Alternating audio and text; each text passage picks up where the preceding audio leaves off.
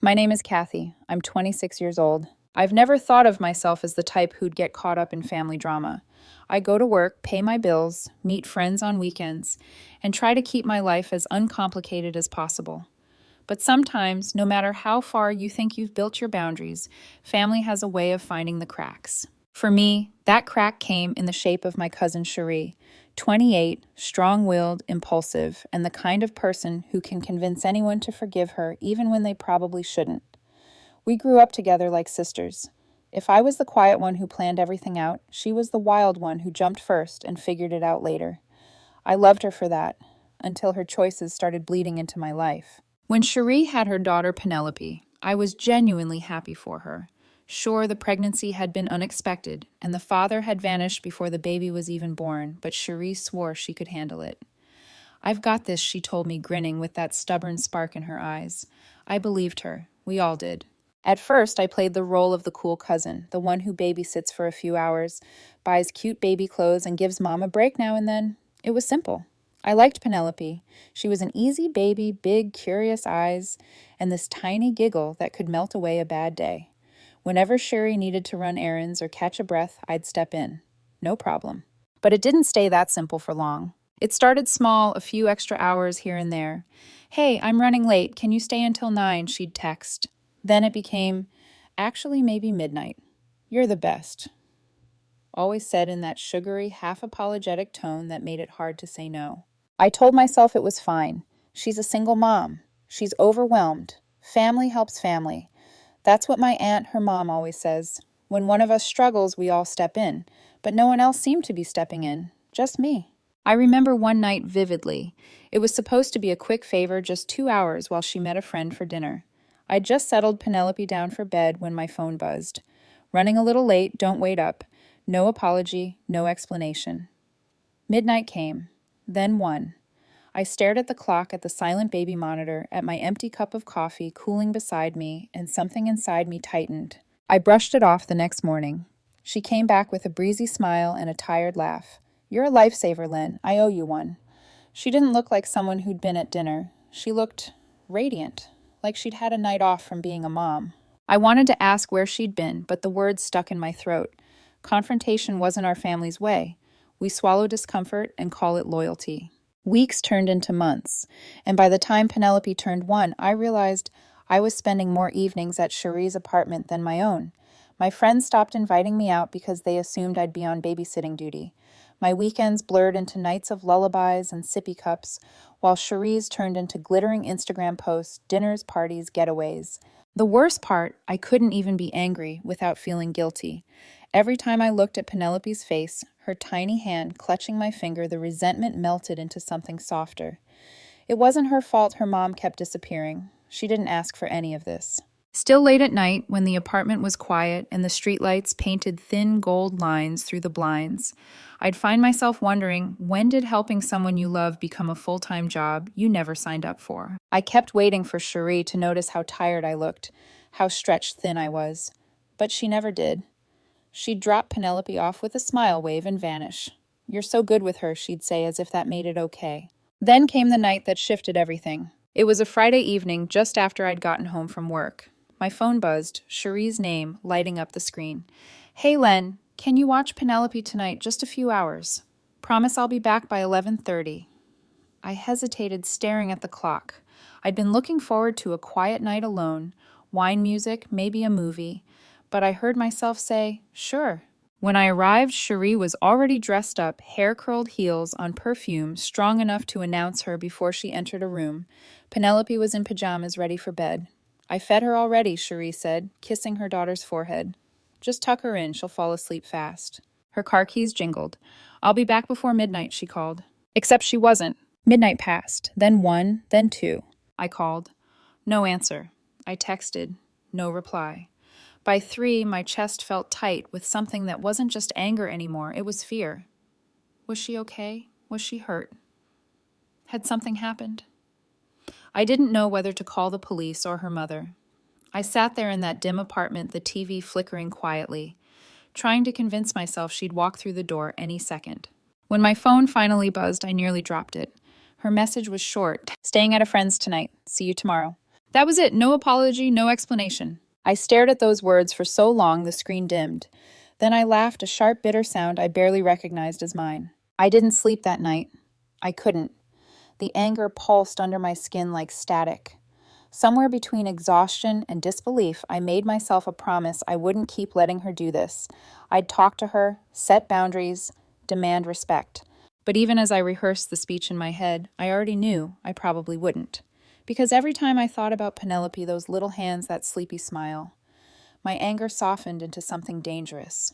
Love mixed with guilt. And that's how people like Cherie keep getting away with things, not because they're clever, but because we keep forgiving them. The next morning, I heard Penelope stir her tiny voice calling out, "Mama." My chest tightened. I whispered, "She'll be back soon, sweetheart," even though I wasn't sure I believed it. That was the moment I realized something deep down. This wasn't just about a few late nights. This was about what happens when love turns into obligation and how easy it is for family to mistake one for the other. Because that night was just the beginning. And I had no idea just how far Cherie would go before I finally snapped. The next morning felt like walking through fog. Penelope was in her high chair, smearing mashed banana across her tray with that carefree laugh only toddlers have. And me, I was running on 2 hours of sleep and an ocean of frustration.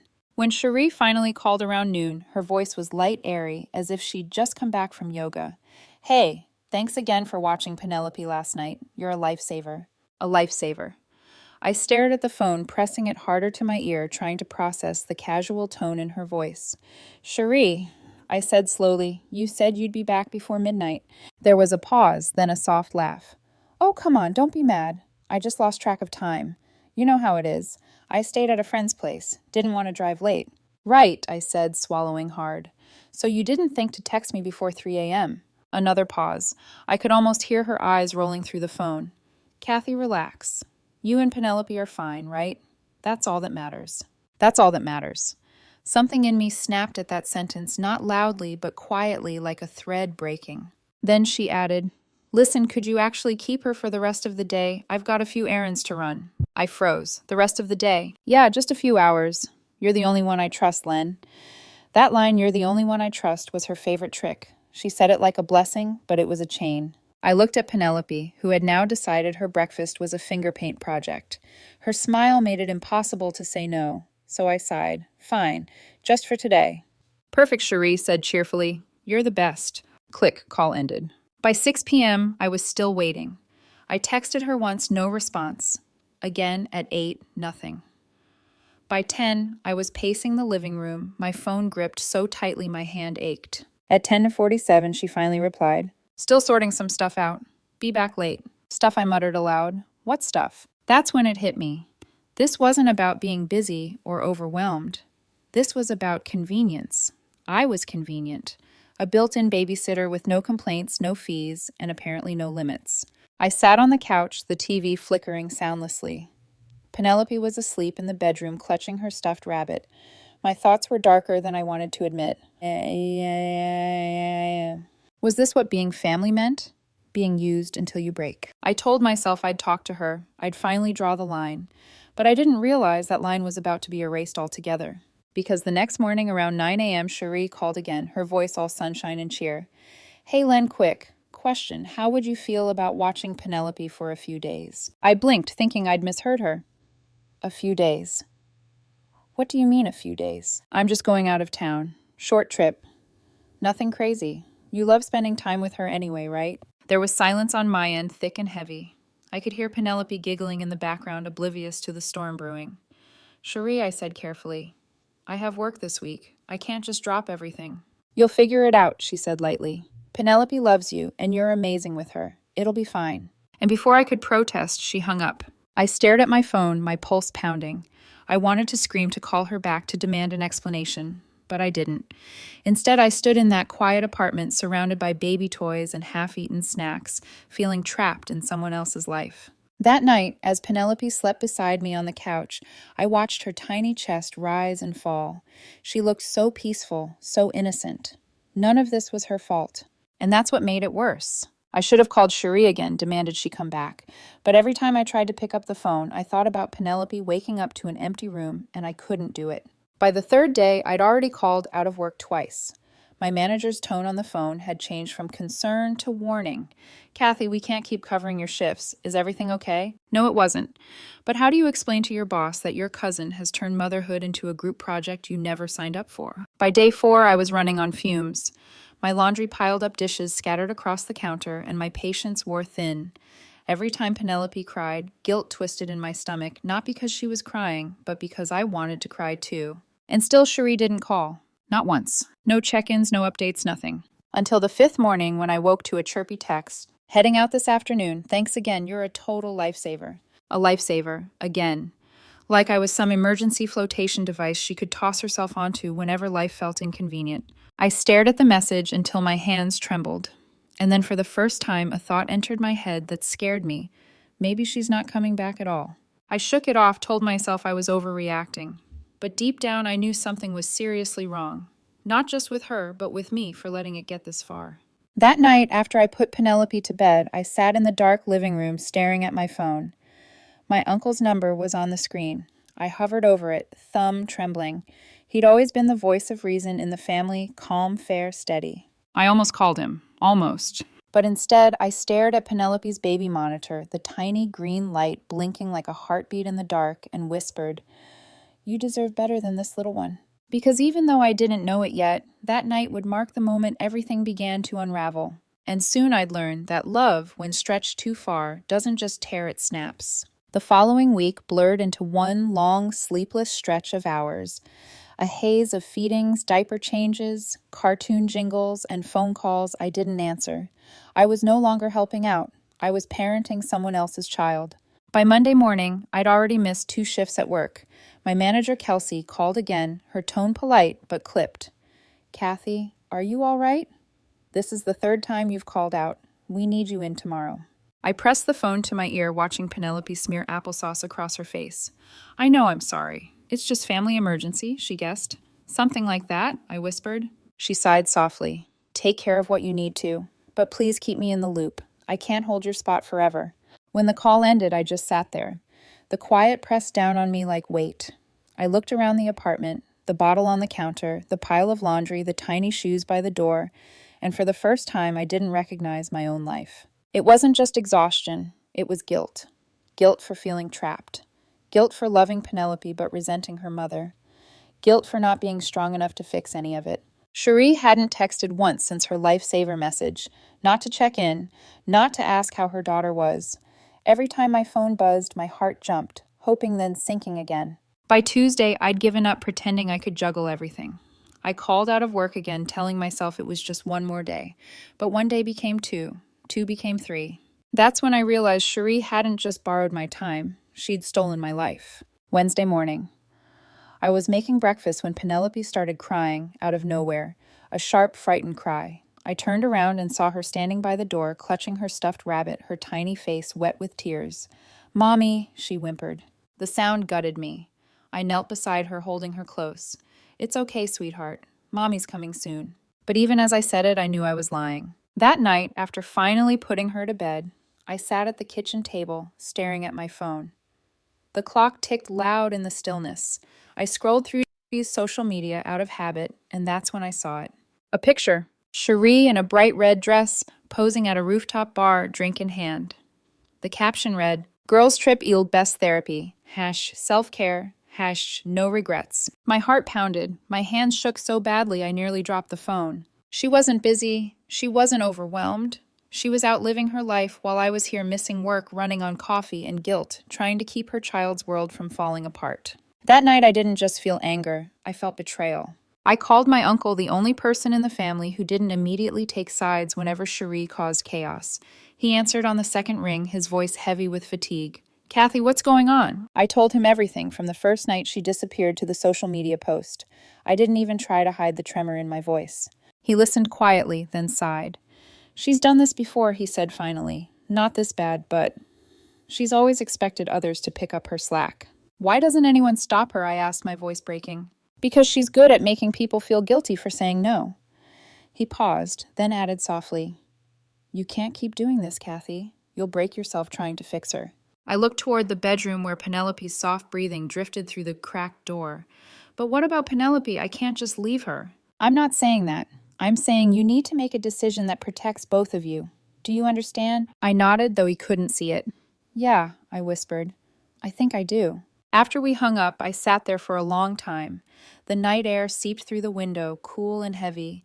Penelope stirred in her sleep, murmuring something unintelligible, and I realized I was the only adult actually showing up for her. And somehow that wasn't comforting. It was terrifying. Because I wasn't her mother. I wasn't trained for this. I didn't know what came next. The next morning, my phone buzzed again, not from Cherie, but from my boss. One missed call, then another, then a voicemail. Her voice was firm this time, Kathy. We really need clarity on when you're returning. I'm sorry, but if we don't hear from you soon, we'll have to move forward without you. I sank onto the couch numb. My job, my only stability, was slipping away because Cherie decided she needed self-care. That was the moment something hardened inside me. The guilt burned off, leaving behind something clearer resolve. This wasn't just neglect, it was abandonment. So I made a plan. I called Marianne, a family friend who'd raised 4 kids of her own and had the patience of a saint. I told her everything: the missed nights, the silence, the social media posts. Without hesitation, Marianne said, "Bring her here. I'll look after her until this gets sorted." Relief hit me so hard I almost cried. That afternoon, I packed Penelope's things, her clothes, her blanket, her stuffed rabbit. I told her we were going for a little trip. She giggled, clapping her hands, unaware of how much I was breaking inside. At Marianne's house, everything was calm. Penelope played with her grandkids while I explained the situation in hushed tones. Marianne nodded, her eyes sharp with understanding. "You did the right thing, honey," she said gently. Driving home alone that evening felt wrong. The car seat behind me was empty, and the silence felt too big. But for the first time in days, I could breathe. When I got home, I checked my phone. Still no message from Cherie. But deep down, I knew she'd reach out eventually. Not to ask about her daughter. Not to apologize. She'd reach out when she needed something again. And when she did, I'd have to decide whether I was done being her lifeline. 2 days passed. 2 long, eerily quiet days. No texts, no calls, no sign of Cherie. You'd think that silence would bring peace, but it didn't. It sat on my chest like a weight I couldn't shake off. Every time my phone buzzed, I half expected it to be her, ready with another breezy excuse, or some guilt-laced compliment like, "You're my rock, Kathy." But the name that finally appeared on my screen wasn't hers. It was Marianne. "Hey," she said softly. "Penelope's fine. Eating well, sleeping through the night. But I thought you should know she's been asking for her mom a lot." That simple sentence nearly broke me. I tried to sound steady. "She'll be okay, right?" "She's okay," Marianne assured me. "But Kathy, you can't keep covering for Cherie. This isn't just irresponsible anymore. It's neglect."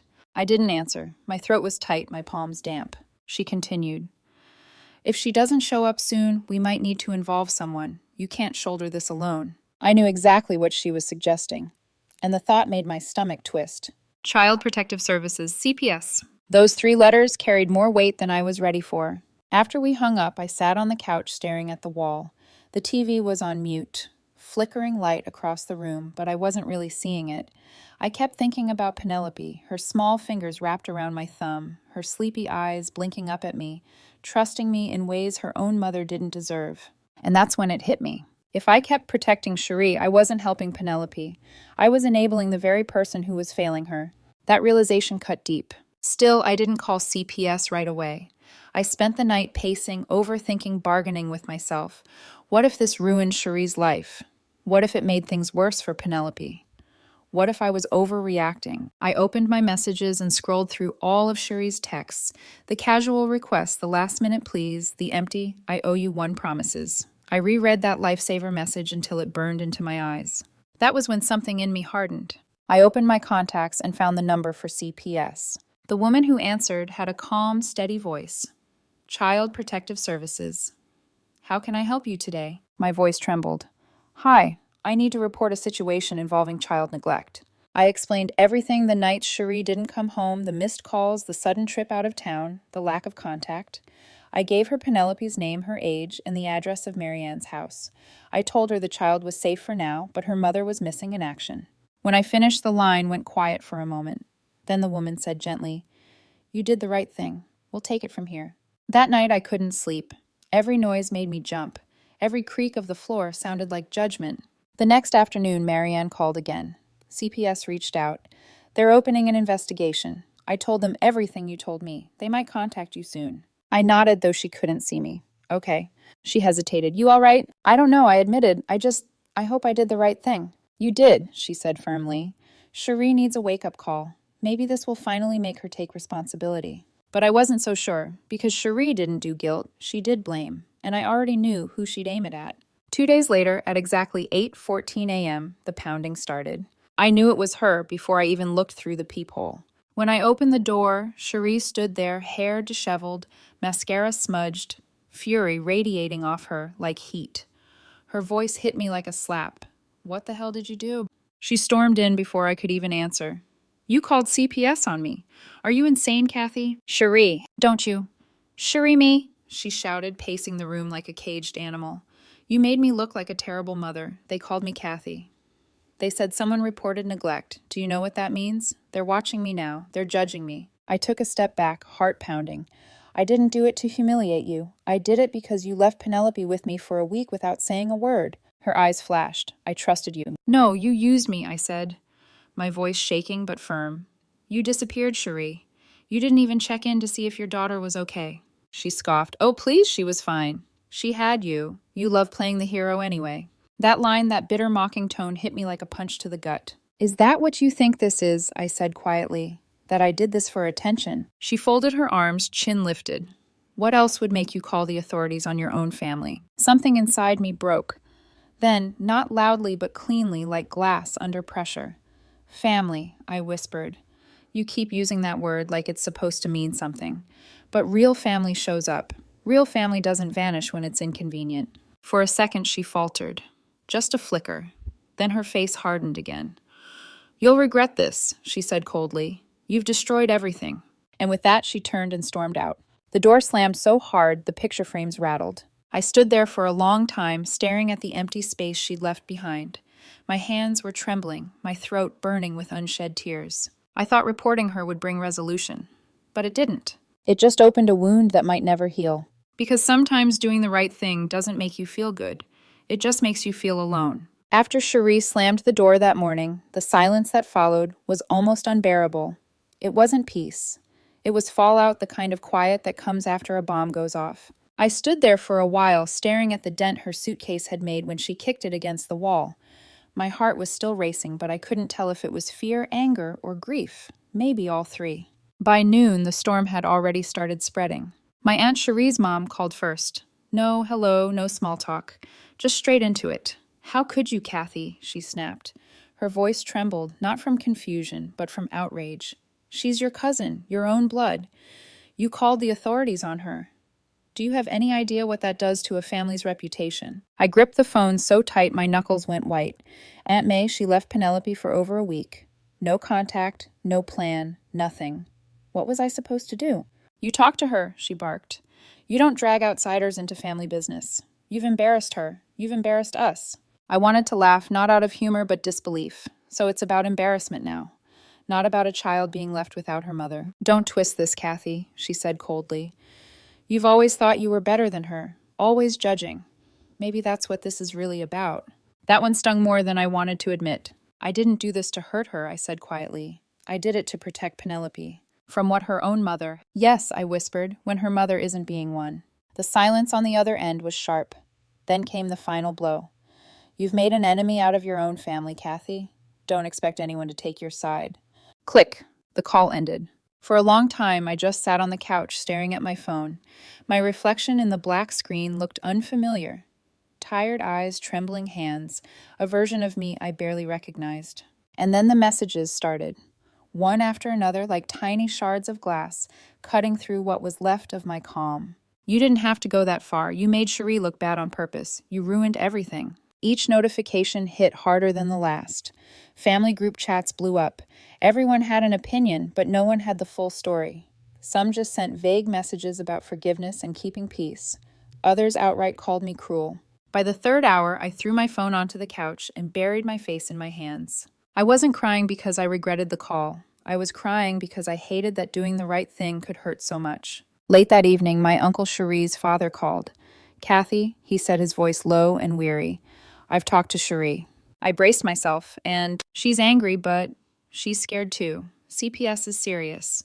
They've told her she has to take parenting classes and meet with a social worker for a few months. Nah. A flicker of relief passed through me, not because she was punished, but because maybe, just maybe, she'd finally wake up. She told me she'll never forgive you, my uncle continued, but I told her she should be thanking you. You did what none of us had the guts to do. I swallowed hard. That doesn't make it feel any better. I know. His tone softened.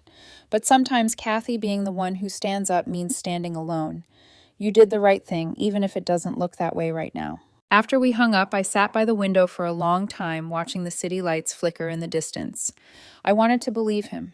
I wanted to believe that truth and right and love were enough to fix things. But family doesn't run on truth. It runs on loyalty, blind, messy, unforgiving loyalty. And I had just broken that sacred rule. The next morning, I went to get groceries, desperate for normalcy. But halfway down the frozen food aisle, I froze. Cherie was there. No makeup, no sparkle, just dark circles under her eyes and a tension in her jaw that made her look older. She saw me before I could turn away. Her mouth tightened. Don't, she said sharply as I opened my mouth. Don't say a word. I lowered my voice. I just want to know how Penelope's doing. She's fine, Cherie snapped. Thanks to you, she's fine because she's not with me. Her voice cracked slightly, but she masked it with anger. Do you even realize what you've done? Everyone's talking. My boss found out. My neighbors whisper. I can't even go online without someone judging me. I'm sorry for that, I said, meaning it. But you left her Cherie. You didn't give me a choice. There's always a choice, she hissed. You could have kept your mouth shut. Yeah, I said softly. But then your daughter would still be waiting at the door every night for a mother who wasn't coming back. Her expression flickered just for a second with something like shame. Then her eyes hardened again. You always wanted to make me look bad. Congrats, Kathy. You finally did. She grabbed her basket and walked away, her heels clicking down the aisle like gunshots. I stood there among rows of ice cream and frozen dinners, blinking back tears. It wasn't supposed to be like this. I didn't want to destroy her. I wanted to save her. But maybe deep down, some people don't want to be saved. That night, I couldn't sleep. I kept replaying our confrontation, the tremor in her voice, the bitterness in her eyes. Part of me wanted to chase after her to fix things. But another part, the part that had been quiet for too long, whispered, no, not this time. That was the moment I knew something fundamental had shifted. Cherie and I might share blood memories and history, but after this, we no longer shared trust. And once trust breaks in a family, nothing ever fits back together the same way. The days that followed felt suspended in that strange quiet between endings and aftermath, the space where damage has already been done, but the echoes haven't yet faded. No one from the family spoke to me for almost a week. Group chats went silent. Cousins who used to spam memes suddenly left the conversation. It was like I'd become a ghost who'd walked into her own wake. And maybe that's what I was, a ghost of the old Kathy, the one who used to fix things, smooth over problems, and keep peace no matter what it cost her.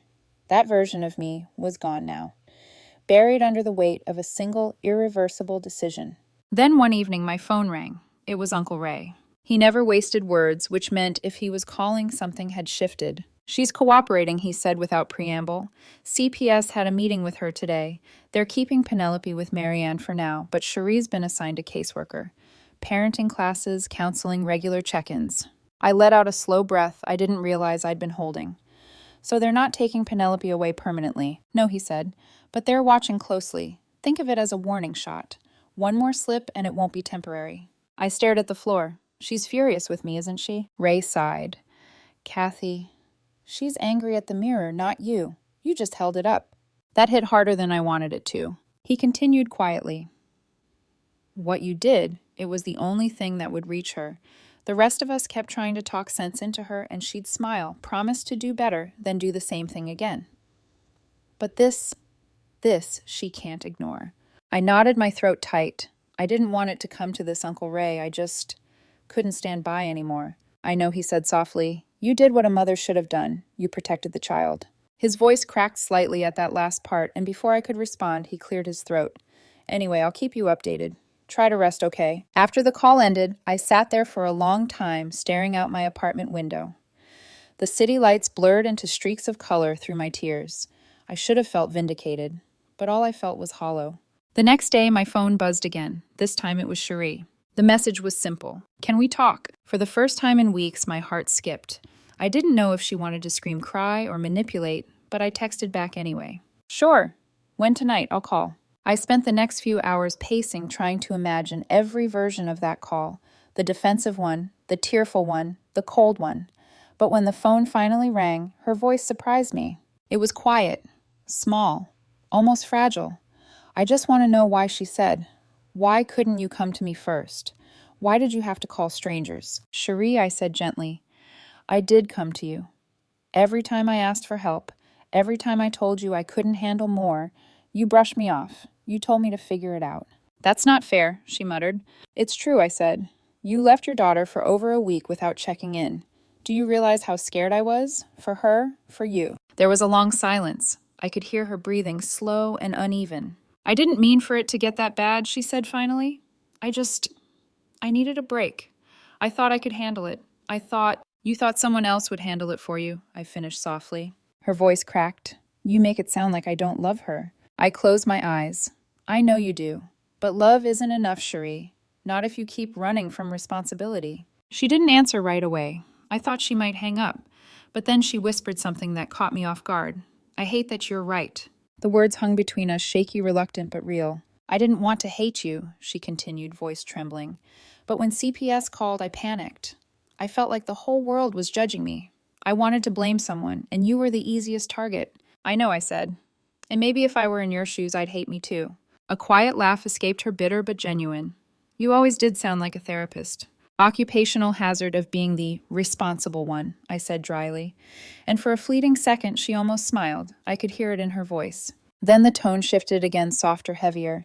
"They're making me take parenting classes," she said, "and I have to meet with a counselor. It feels humiliating." "It's not punishment," I told her. "It's a chance to fix things before they can't be fixed." Silence again, then a sigh.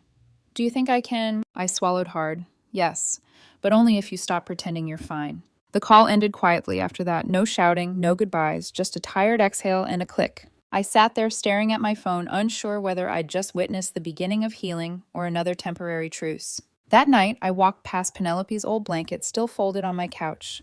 I picked it up and pressed it to my chest. It smelled faintly of baby lotion and warmth, the kind of scent that clings to innocence. For the first time in a long while, I didn't cry. I just stood there, breathing in the faint reminder of why I did all this. Because in a world where adults fail, someone has to protect the ones who can't speak up. And if that made me the villain in their story, then so be it. It's been almost 2 months since everything came crashing down. 2 months since I made that call. 2 months since my family decided that silence was easier than forgiveness. At first, the quiet felt like punishment. Now it feels like freedom. No more middle-of-the-night calls from Cherie asking for favors. No more guilt texts from Aunt May about helping each other the family way. No more pretending everything's fine when it isn't. Just stillness. And a strange kind of peace I didn't know I'd been craving. Last week, Marianne texted me a photo. It was Penelope smiling, a little older looking, somehow clutching a toy rabbit I recognized. The caption said, "She's back with her mom now. CPS is monitoring, but things look better." I stared at that picture for a long time. Penelope looked happy, really happy. Her cheeks were round and pink, her curls a little longer. There was no fear in her eyes this time, just light. It made my heart ache in a way I can't explain. That same evening, I got a message from an unknown number. When I opened it, my breath caught. She started calling me Mommy again. I'm trying this time, I hope you know that. Cherie. For the first time since it all happened, I didn't feel anger or guilt. I just felt tired, and oddly, relieved. I typed back slowly, choosing every word with care. "I never wanted to take her from you. I just wanted you to come back to her." 3 dots appeared, then disappeared. She never replied. But that was okay. Some silences mean war, others mean understanding. I'll take this one as the latter. Since then, life has been quieter. I got my job back barely. My manager gave me that knowing look that said, "We both know you were drowning, but I'm glad you made it back to shore." I've started jogging again, meeting friends for coffee, learning what it means to have time that's mine again. But sometimes when I pass by a playground or hear a child's laugh, I think of Penelope. I wonder if she'll ever remember the nights she spent curled up on my couch, the bedtime stories I told to keep her from crying. Probably not. She's too young. But maybe some part of her will grow up knowing what it feels like to be safe. And if that's all I accomplished, it's enough. As for Cherie, I don't hate her. I don't think I ever truly could. Hate requires energy, and she's taken enough of mine. Instead, I just hope she learned something from all this, not about punishment, but about responsibility. About how love isn't what you say, it's what you show up for. Because being a parent, a cousin, a daughter, being family isn't about the blood you share. It's about the promises you keep when no one's watching. And if I've learned anything, it's that doing the right thing rarely feels good in the moment. It feels lonely, ugly, unfair, like you're carrying a scarlet letter that says selfish when all you really did was say enough. But that's the price of conscience. That's the cost of being the bad guy. I still think about the night I called CPS, my hands shaking, my voice barely steady. I remember how small that choice felt in the moment and how big its consequences became. And if I had to do it all over again, I would. Because Penelope is safe, and Cherie is finally facing herself. Maybe that makes me the villain in their story. Maybe it makes me the hero in someone else's. But I've stopped trying to decide which one I am. I'm just Kathy, 26 years old, a woman who drew a line and refused to erase it. And if that's what it means to be the bad guy, then I'll wear that title proudly. Because sometimes the person everyone blames is the only one who did the right thing.